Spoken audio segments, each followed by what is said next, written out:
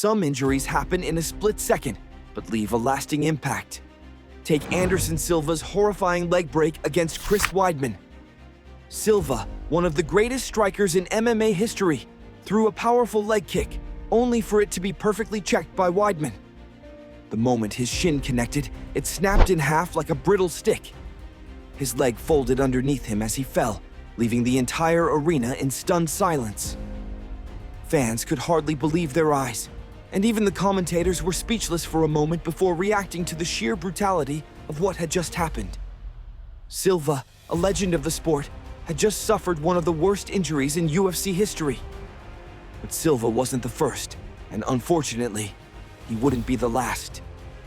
Years before that, Corey Hill suffered a nearly identical fate during UFC Fight Night 16. A checked kick caused his leg to snap awkwardly, leaving fans in shock.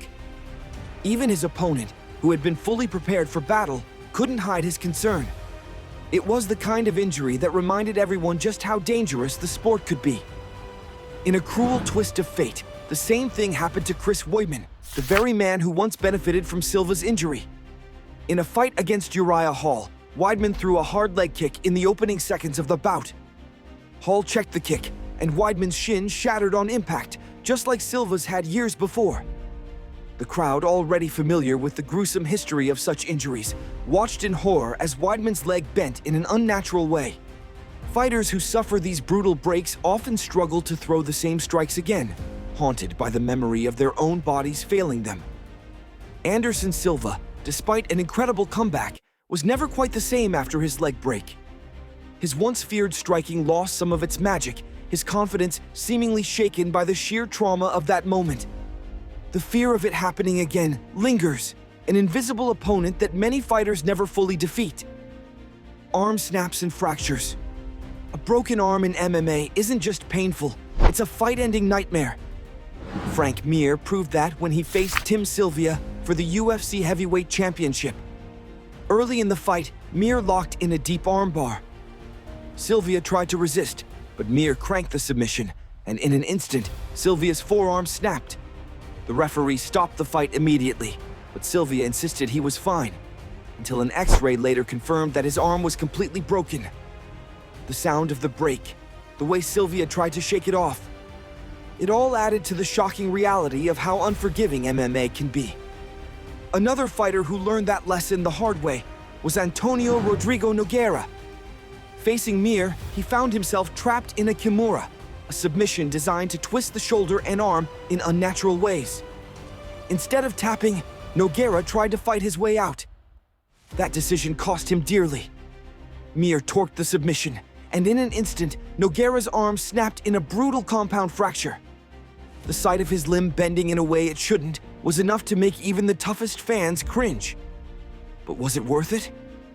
Was the refusal to tap a display of heart, or just a costly mistake that cut his career short? Some injuries aren't just about broken bones, they're about shattered legacies.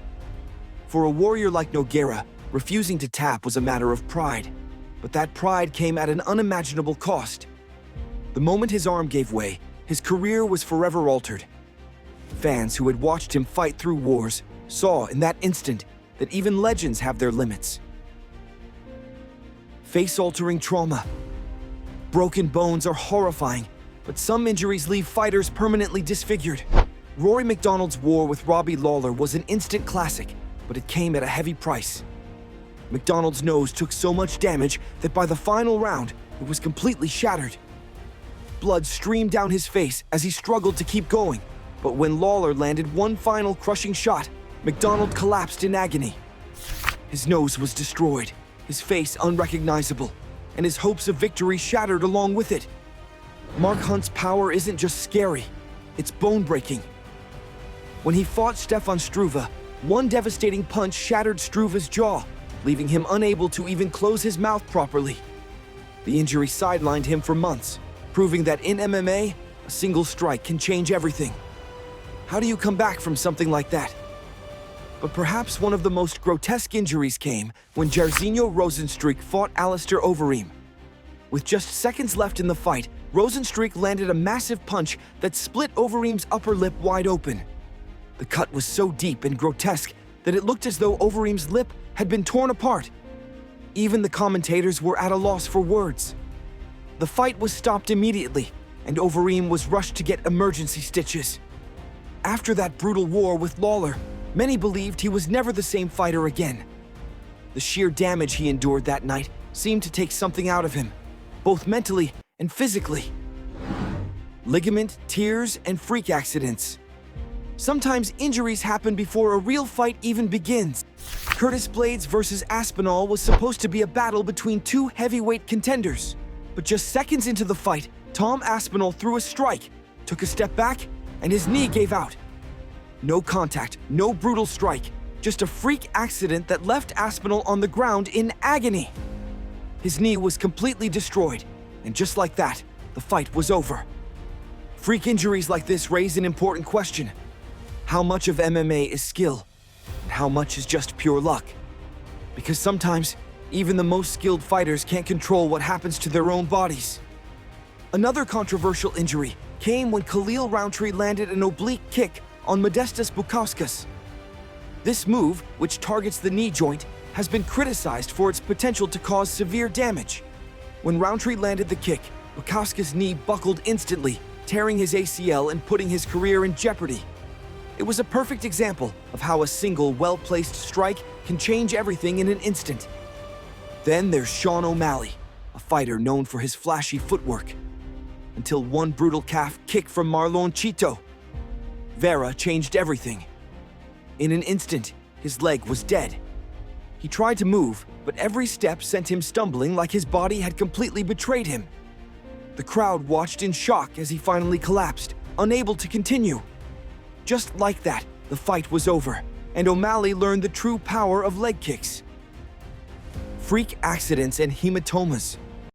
Some injuries don't just hurt, they make you do a double take, wondering if what you're seeing is even real. Take Joanna Jędrzejczyk's fight against Zhang Weili, for example. It was an all-out war, one of the greatest fights in women's MMA history. But by the end, Jędrzejczyk's forehead looked completely unnatural. A massive hematoma had swollen her head to the point where she was nearly unrecognizable. Fans watching at home, and even those in the arena, couldn't believe their eyes. It was the kind of injury that didn't just end fights. It became one of the most unforgettable visuals in MMA history.